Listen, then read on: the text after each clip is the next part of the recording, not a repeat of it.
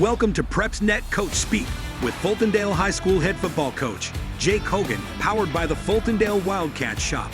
Visit FultondaleWildcats.com for all of your Wildcats gear. Here's your host, Aubrey Johnson. Welcome back, Coach. Thanks for having me. All right, so the last 2 weeks are in the books. Little tough sledding for you and your team.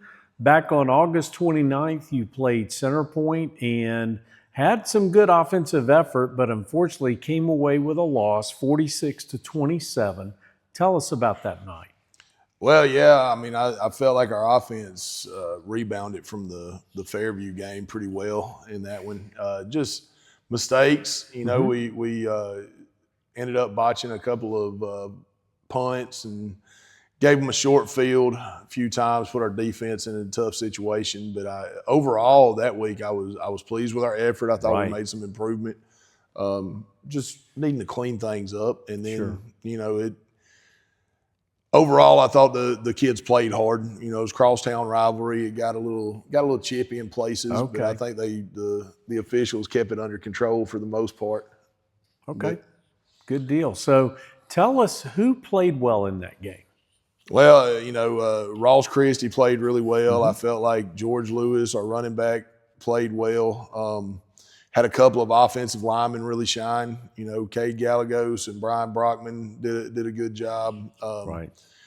Defensively, you know, I felt like Cedric Pearson was back after being out week one. He was a real difference maker. Yes, so, I mean, a lot of bright spots in that center point game. I was very pleased. Okay. All right. So then this past Friday, you hosted Good Hope here, and unfortunately another loss. It was a tough one, 52-0. What happened in that game? Wow. We really just ran into a buzzsaw. I mean, it just – I felt really good about going into it, you know, and I felt like that day I thought our kids were fairly focused, and we ended up having just – issues. You know, we cleaned up some of the special teams issues that we had, and then all of a sudden our center quarterback exchange started rearing its ugly little head. We had 7 botched exchanges, and I mean it's just tough to overcome. We had penalties. We put them on a short field, and it was one of those, like I said, ran into a buzzsaw. Just wasn't a good night.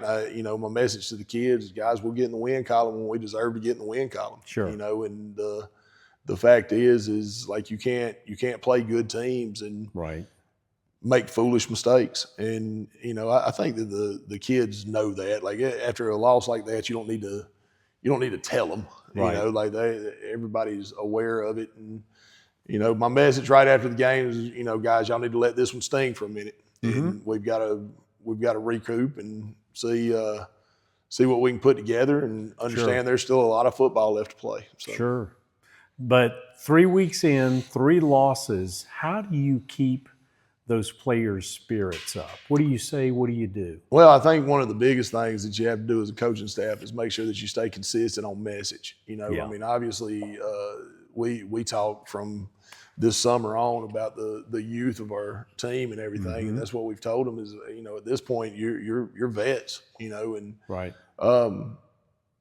a lot of kids that would be playing a JV schedule are having to go out there and they're having to kind of grow and make some of those 9th and 10th grade mistakes on a big stage. On the job training. Without a question. Yeah. And I think the biggest thing is them knowing that the coaches still believe in them, and we're staying on task. I mean, what we're not doing is we're not going to panic. There's, you know, you see some teams that would get to this point in the season, and next thing you know, they're running a completely different offense, completely different. That's not it. I mean, it would be different. The good news is, and the message that we're delivering is that I still don't feel like we've been outclassed. It's literally been self-inflicted wounds, and of those things are.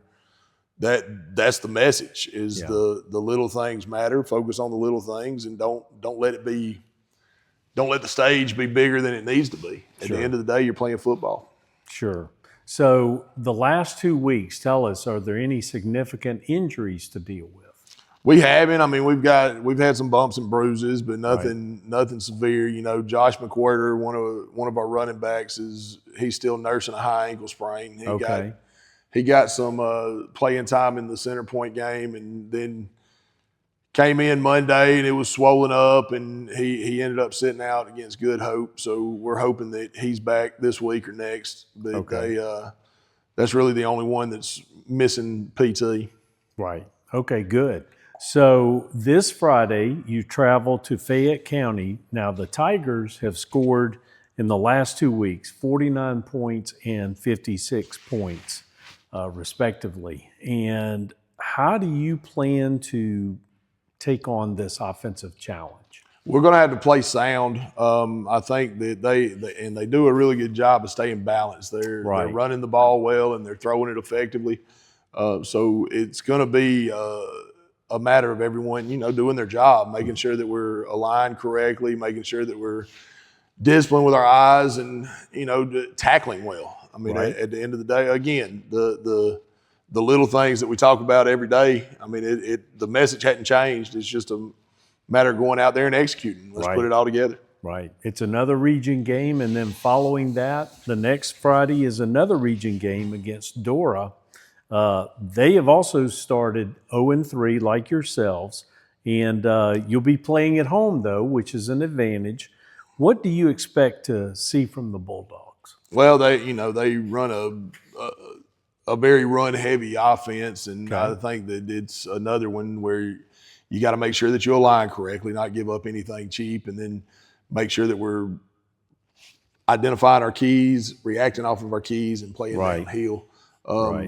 Offensively, it's just execute, take the mistakes away and take the negative plays and the penalties and get past the youthful mistakes, and I think once we do that, when we get it all together, we've got a chance to be pretty good, and it's just going to be a matter of harping at it, like the message doesn't change, the goal doesn't change, just stay with it. Gotcha. So look forward to see what you do the next 2 weeks. Coach, we appreciate your time, and as always, we appreciate yours. Join us again in 2 weeks for another Fultondale version of Coach Speak.